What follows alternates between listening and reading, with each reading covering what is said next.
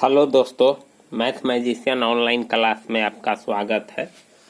मैं श्याम कुमार। ऊंचाई और दूरी का क्वेश्चन है दोस्तों, और ये जो पूछे हुआ है 2011 के एनुअल में पूछे हुआ है दोस्तों। 2011 के एनुअल में पूछे हुआ था, और ये जो क्वेश्चन है यह 5 नंबर का क्वेश्चन है दोस्तों, ठीक ना। ये 5 नंबर का क्वेश्चन है और 2011 के एनुअल में पूछा गया था। और 5 नंबर का यह क्वेश्चन है, तो दोस्तों यह क्वेश्चन जानना बहुत ही जरूरी है, ठीक ना।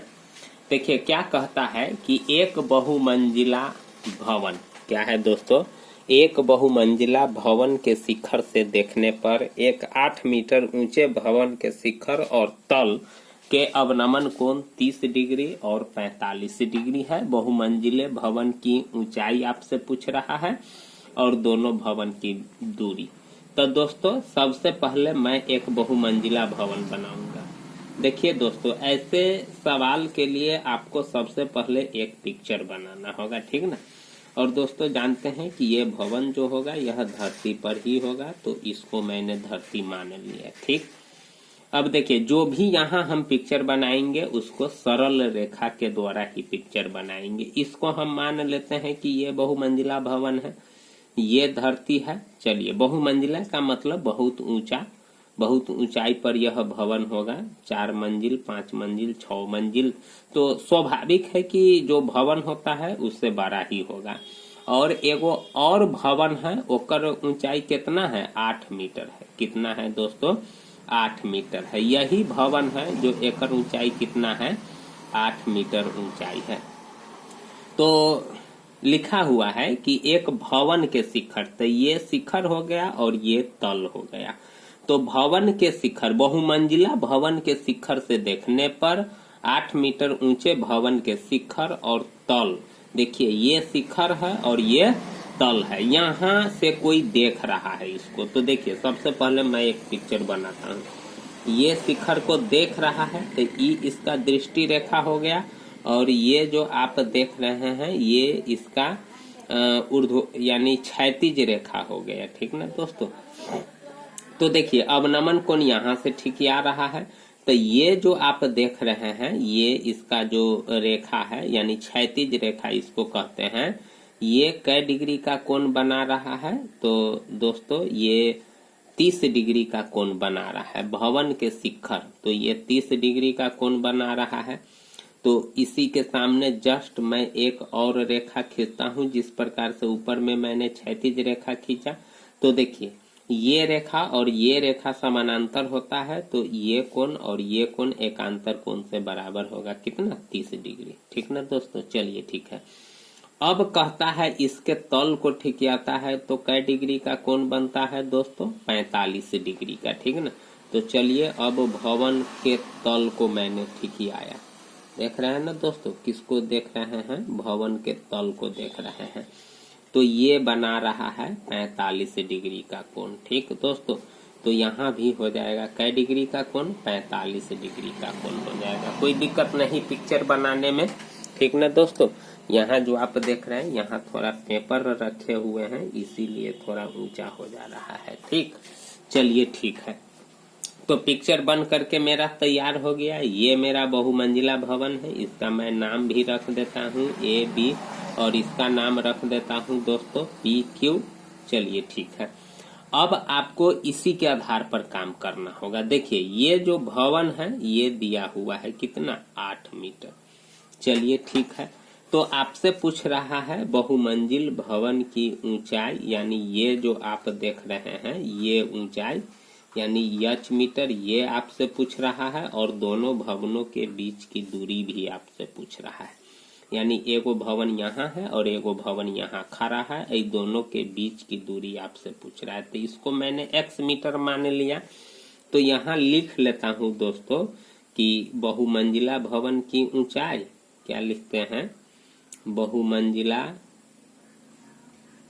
भवन की ऊंचाई, बहुमंजिला भवन की ऊंचाई मैंने यहाँ मान लिया ऊंचाई बराबर h मीटर, इसको मान लिया, माना कि यहाँ दोस्तों लिख देते हैं, क्या लिख देता हूँ, माना कि बहुमंजिला भवन की ऊंचाई h मीटर और दोनों भवनों के बीच की दूरी, यहाँ लिखते हैं दोनों भवनों के बीच की दूरी, दोनों भवनों के बीच की दूरी, इसको मान लेते हैं x मीटर कि दोनों भवनों के बीच की दूरी x मीटर है, मैंने इसको मान लिया। अब देखिए दोस्तों, ऐसे ऐसे सवाल में हमेशा दो गो भुजा को अनुपात कर देते हैं, यानी दो गो भुजा को बटा कर देते हैं, ठीक ना दोस्तों। तो सबसे पहले हमें किस किस त्रिभुज में काम करना पड़ेगा, तो देखिए सीधा बात है कि जितना ये जो आप देख रहे हैं बी क्यू x मीटर, तो उतना ही ये भी x मीटर होगा। क्या देख लीजिए, जो लंबाई यहाँ से यहाँ तक है वही लंबाई यहाँ से यहाँ तक ही होगा, तो इसको x मीटर माने तो इसको भी x मीटर। अब देखिए इसमें आपको समकोण त्रिभुज में काम करना होता है, तो कौन कौन समकोण त्रिभुज बना, तो देखिए ए बी क्यू, ये जो आप देख रहे हैं ये एक समकोण त्रिभुज बना, और दूसरा समकोण त्रिभुज ये जो देख रहे हैं ये आपका, इसका मैं नाम रख देता हूँ ओ, ये जो आप देख रहे हैं ये वाला, ये आपका एगो समकोण त्रिभुज बना। तो आपको इसी दोनों समकोण त्रिभुज में काम करना पड़ेगा, ठीक ना दोस्तों। तो सबसे पहले क्या करते हैं कि मैं यहाँ लिखता हूँ, हल अब करता हूँ, यहाँ लिखते हैं समकोण त्रिभुज समकोण त्रिभुज ए बी क्यू में, देख रहे हैं ना दोस्तों, ए बी क्यू में काम करते हैं। तो देखिए ए बी क्यू जो त्रिभुज है इसमें न हमको ए बी मालूम है और न बी क्यू मालूम है और न ए क्यू मालूम है। इस त्रिभुज में तीनों में से कोई भुजा हमको मालूम नहीं है दोस्तों।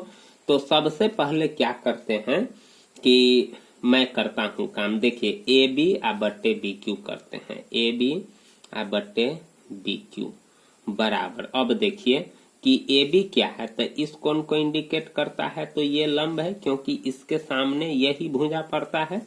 तो पी और बी क्यू क्या हो जाएगा, आधार, तो पी बटे बी बराबर हो जाएगा tan कै डिग्री हो जाएगा 45 डिग्री। आप जानते हैं ए बी कितना है, सो देखिए ए बी यच है और बी क्यू आपका कितना है, यक्स है, और tan 45 का मान होता है दोस्तों 1, क्या होता है 1। तो यहाँ मैं क्या करता हूँ कि यक्स का मान निकालता हूँ, ठीक ना दोस्तों।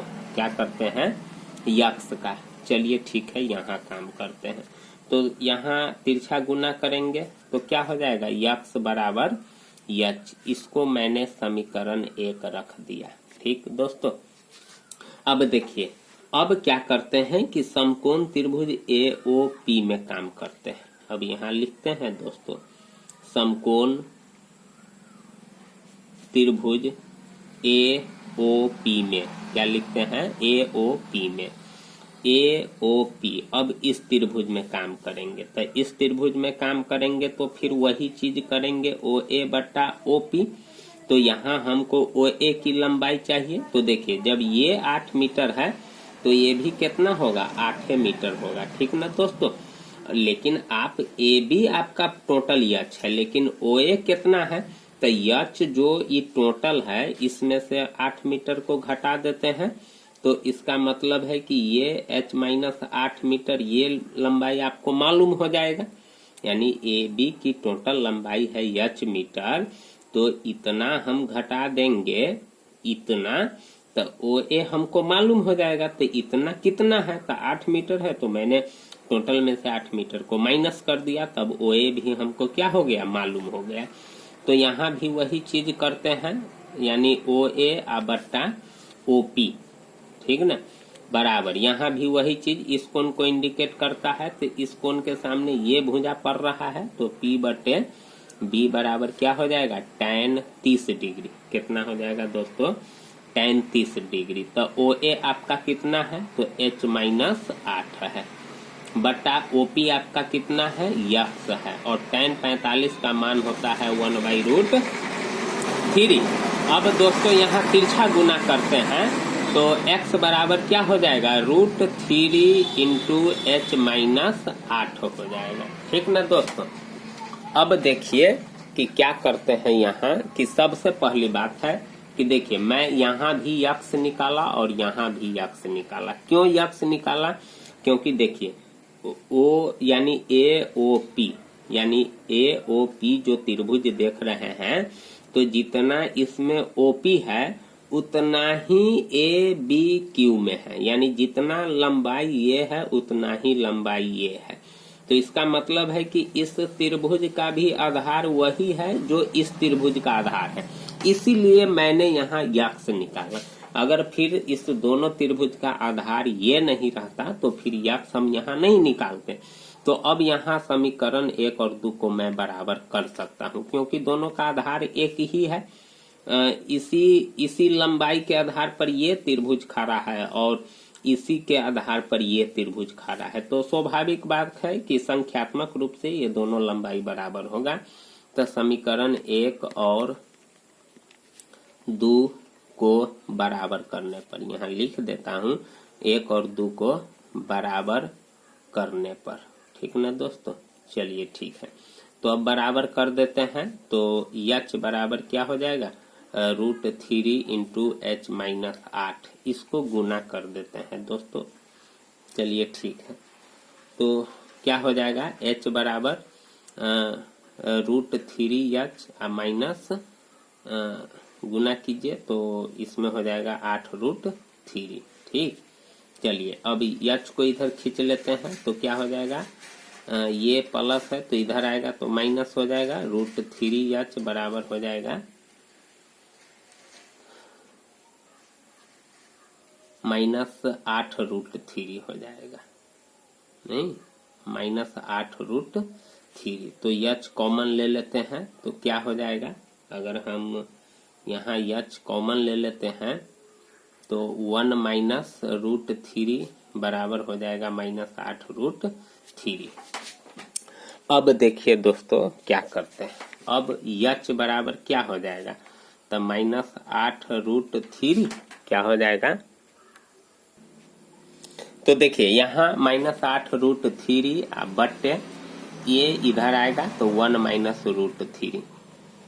अब दोस्तों यहाँ माइनस ऊपर में कॉमन ले लेते हैं तो क्या हो जाएगा, सो देखिए माइनस 8 कॉमन लेते हैं तो ये माइनस √3 रहबे करेगा और इसमें माइनस कॉमन लेंगे तो ये माइनस है तो हो जाएगा प्लस, नहीं चलिए ठीक है 3 होगा यहाँ, और ये प्लस है तो हो जाएगा माइनस, और ये माइनस से माइनस खत्म। अब यहाँ हरों का परिमेयकरण कर देते हैं, हरों का परिमेयकरण करने पर, क्योंकि हरों का परिमेयकरण करना भी जरूरी होता है तो हरों का परिमेयकरण करने पर। चलिए ठीक है, तो नीचे देखते हैं कि कितना से गुना रहता है तो देखते हैं √3 माइनस 1 से गुना है तो √3 प्लस 1 से गुना कर देंगे, √3 प्लस 1 और नीचे भी √3 प्लस 1 तो गुना करेंगे तो क्या हो जाएगा, गुना कीजिए तो 8√3 से इसमें गुना करेंगे तो √3 से √3 3 हो जाएगा और 3 अट्ठे हो जाएगा 24। अब 8√3 से प्लस 1 में गुना करेंगे तो क्या होगा, 8√3 होगा, 1 में कितनों से गुना करते हैं उतना ही होता है। चलिए ठीक है दोस्तों, अब देखिए यहाँ a minus b a plus b के रूप पर जाएगा तो √3 का स्क्वायर माइनस 1 का स्क्वायर हो जाएगा। अब देखिए 24 प्लस 8√3 और ये हो जाएगा √3 से √3 तो 3 होगा माइनस 1, इतना होगा ना दोस्तों। चलिए ठीक है, अब 24 कुछ कॉमन लिया जाने वाला है, 8 कॉमन ले लेते हैं तो क्या हो जाएगा 3 प्लस √3 और 3 में से 1 जाएगा तो कितना हो जाएगा 2, तो ये कट जाएगा 2 चौके 8। तो यानी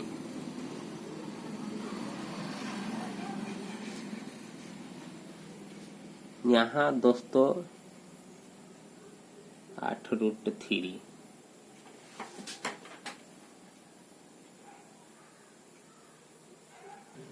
तो देखिए दोस्तों, यहाँ 2 से ये काट दिए, तो अब ये इसको थोड़ा ऊपर करते हैं दोस्तों, नहीं तो दिक्कत हो जाएगा, ठीक ना।